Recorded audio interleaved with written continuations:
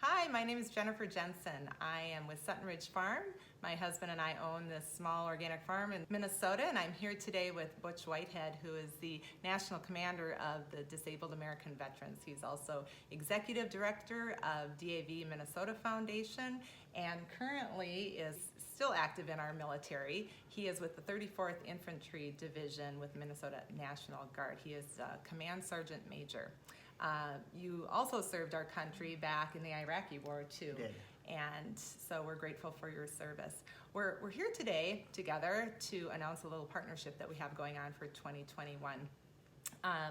My husband and I feel strongly about supporting our military and its military members. And we feel that we can make a big impact in that way by supporting the disabled American veterans.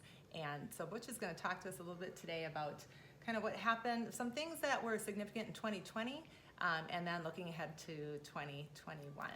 Well, first of all, thank you, Jennifer. Thank you for having me out here. I'm so looking forward to our meeting today, our conversation today. Allow me to kind of highlight some of the great things that DAV does for our disabled veterans and their families here, not only nationwide, but here locally as well. And to kind of highlight what Jennifer and her husband is doing is a great way to do that. It's a great way to find our veterans and their families out in their communities to make sure that they're being connected with the resources available. So I'm really looking forward to this partnership again, Jennifer. I really am. Thank you. So are we. So 2020, how did the DAV help our homebound veterans in 2020? Well, Jennifer, if we can forget about 2020 the fastest we can, I really think everybody out there knows how bad 2020 was with the pandemic and how it affected so many people. But I'll tell you that DAV, we were celebrating a 100-year anniversary, and it really put the spotlight on the DAV to show how much we really appreciated that we didn't lose our focus. 100 years ago, we came into an organization to provide a service for our injured and ill veterans. In 2020, it made us refocus and ensure that we didn't lose that focus on what service we're providing. Well, it did is actually made us expand a few more areas.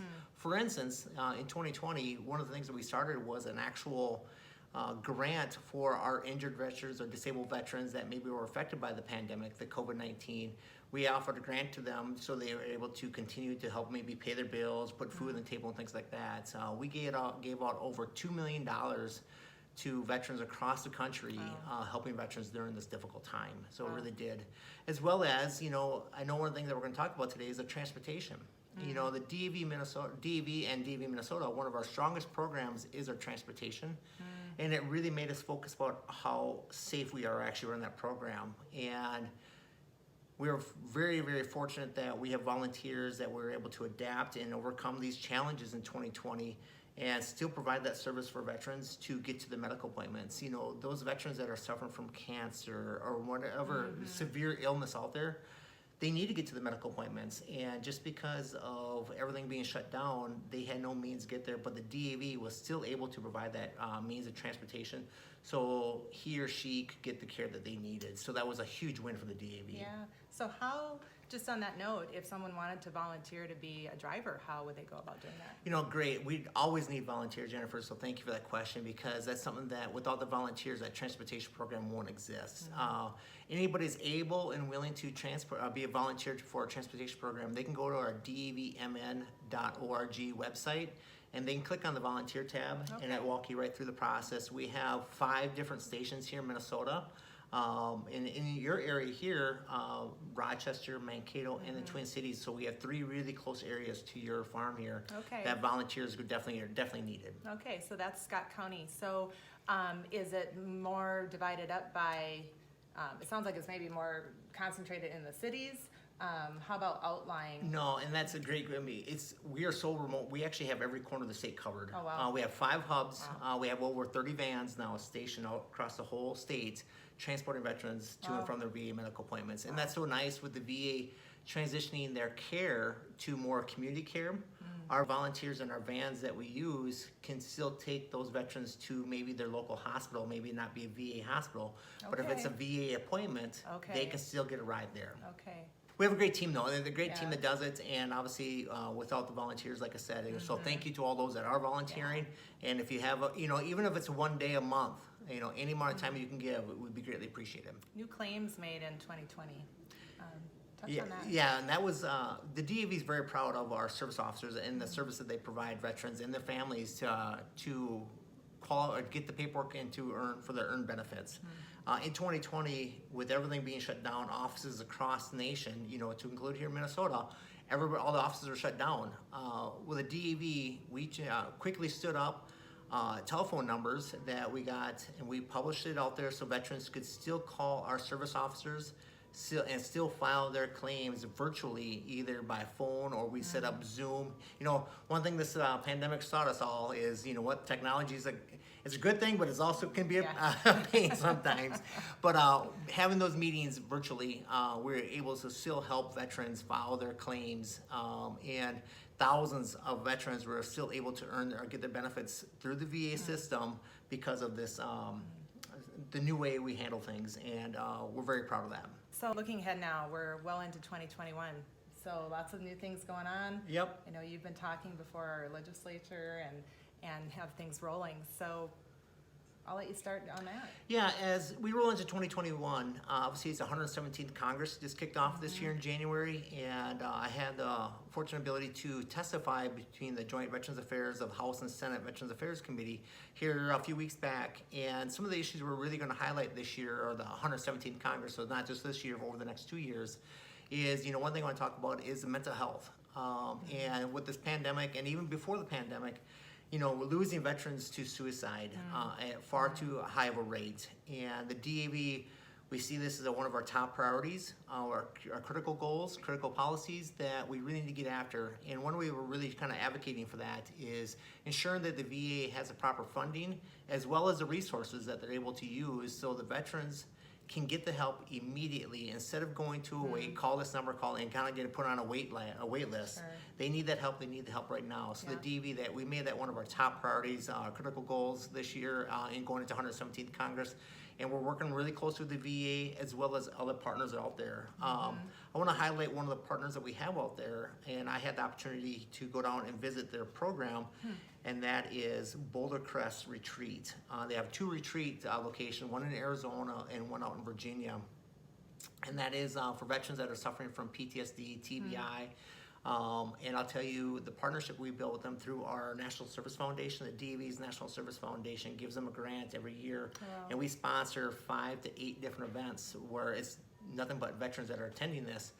And I was overwhelmed at the amount of work that team does at these retreats and how much is helping the veterans. So mental health is very important to the DAV, and we're really trying to make sure that we don't lose focus. I mean, one thing that 2020 has taught us is when everybody got separated and you couldn't go visit people and be, just like you and I are today, last year we couldn't be this.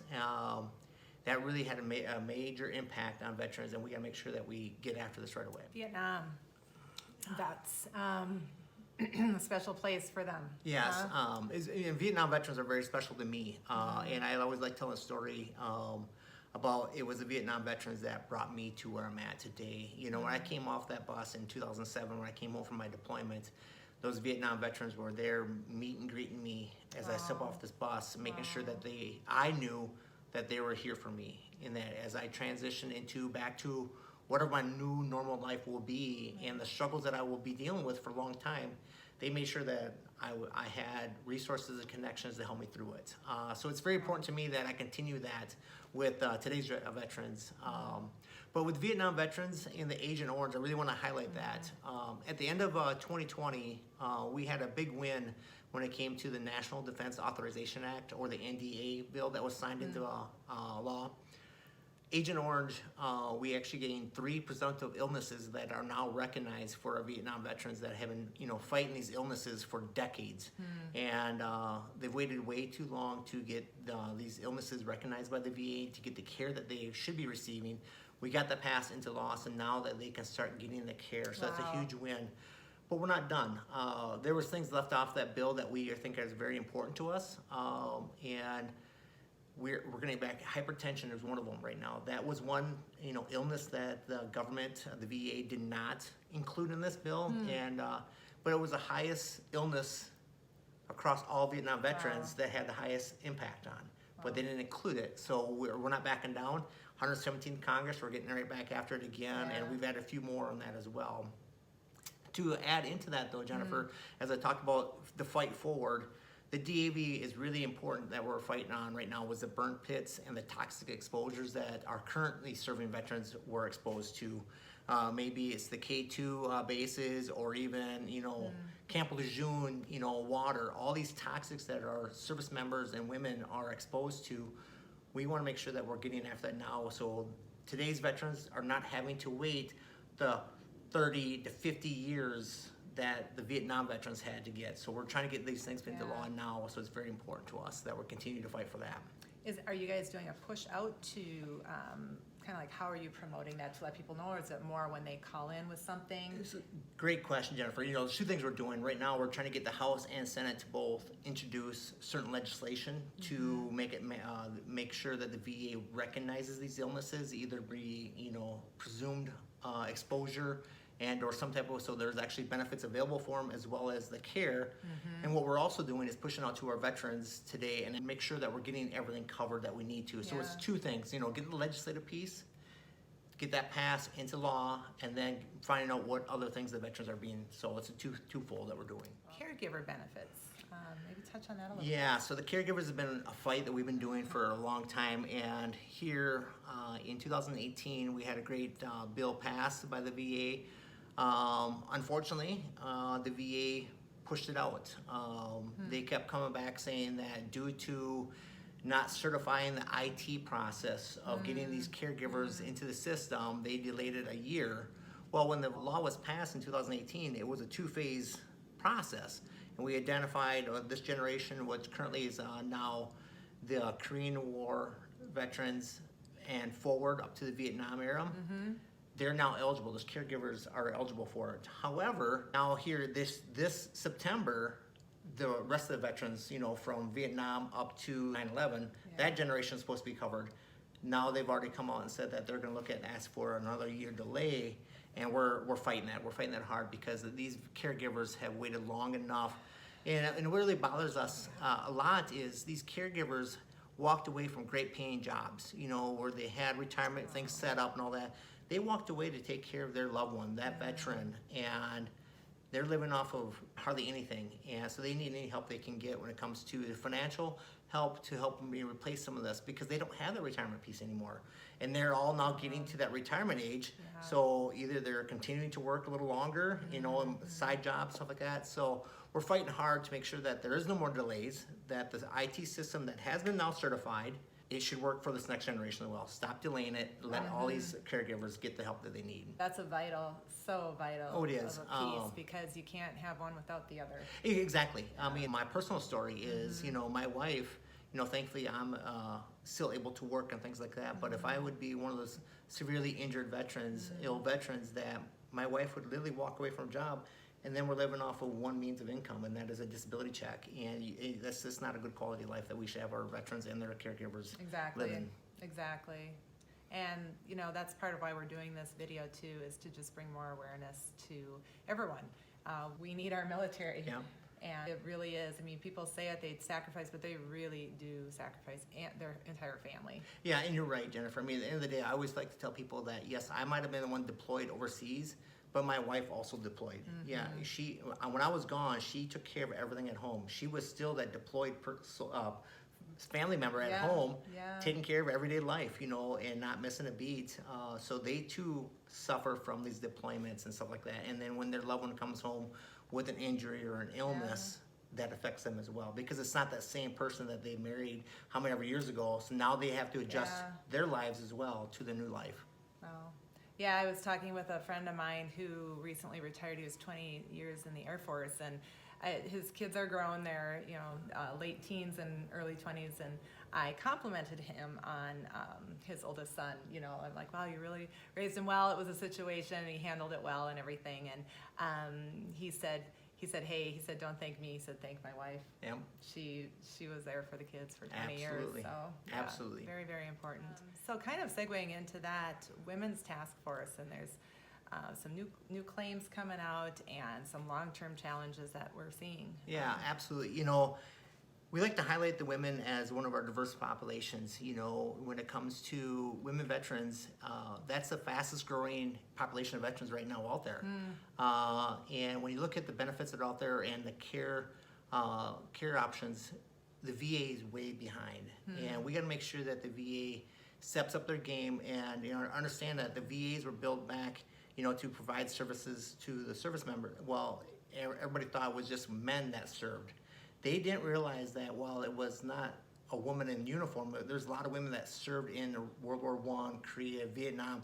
A lot of female women were over there, you know, either be in the medical corps or whatever it may be, but they too are affected by this. And today, the fastest growing recruitment right now is females joining the military. I've been hearing just more and more. So my kids are in their early 20s and my daughter's in the Air Force, and just maybe I'm just more cognizant, you know, but I just hear more and more my kids, their friends are joining the military, and I'm just so proud of that. Absolutely. That it seems like there's a surge in our younger generation to want to serve, and that's really important. So we got to make sure that the government's ready for that. You know, the VA, are they ready to receive this generation coming? And, you know, can they get the quality care that they deserve as well at the VA and not have to go off and find private, you know, healthcare service, you know, because male and females are different. Let's be life is life. We know this. There's nothing new about science there.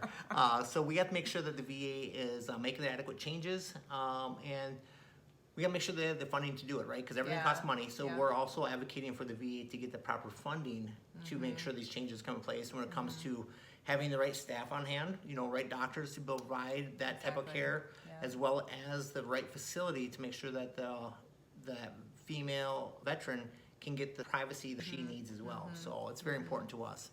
Another thing I want to highlight there is the importance of the long-term challenges of this is we don't know what those challenges are. This is something that's been, you know, just brought forward. It's going to continue to evolve over the next few years, so we can't take our foot off the gas at identifying this. So with the DAV, we built a task force. We have a women's task force that is working really close to the VA, but working really closely with the female veterans out there in our community to find out what challenges that they're having in their particular area to make sure that it's equal across.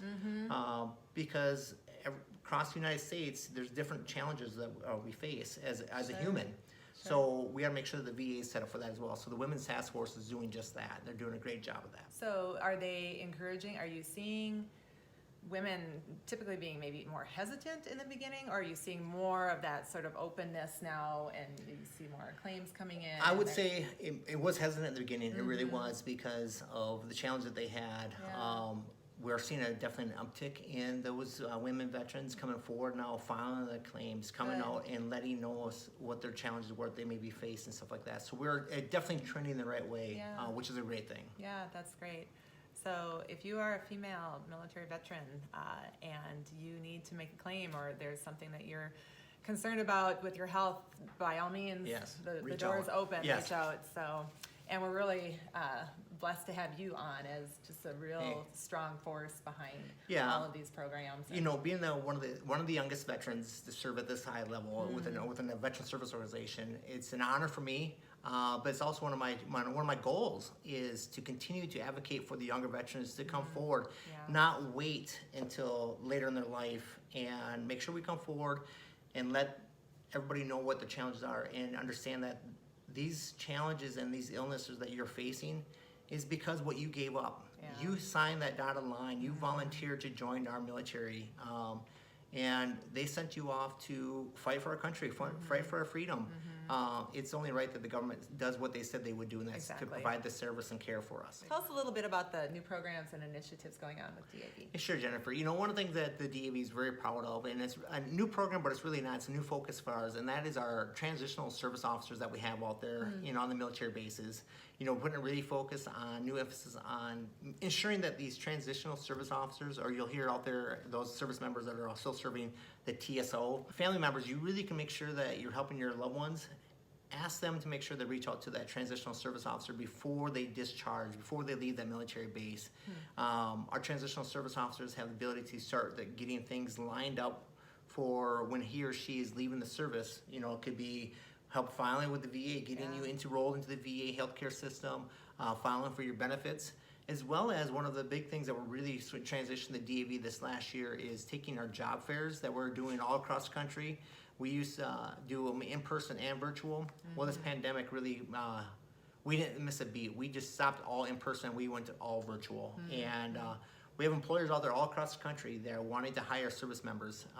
And we've had some great contacts that we can help with resume writing and all that may be. Oh, super. So the transitional officers can help get that connection, or you can go to dav.org and click on our job fairs, and you can find out where our virtual job fairs. We're doing them 1 or 2 a month for sure across certain areas, to where we find out certain employers in a certain region. So like here in Minnesota, end of April, we'll be doing a virtual job fair that people can actually go on and do a virtual interview or apply and stuff like that to find out what employers are looking at.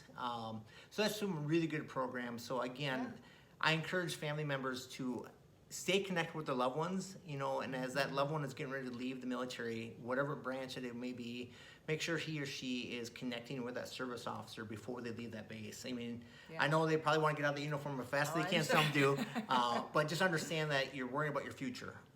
Make sure you're setting your future up, and while you're taking one uniform off, you're putting a new uniform on, and that new uniform is now you're a veteran. And we gotta make sure you're taken care of. So the other thing, Jennifer, I wanna thank you for this opportunity to come out today and talk to you about some great programs.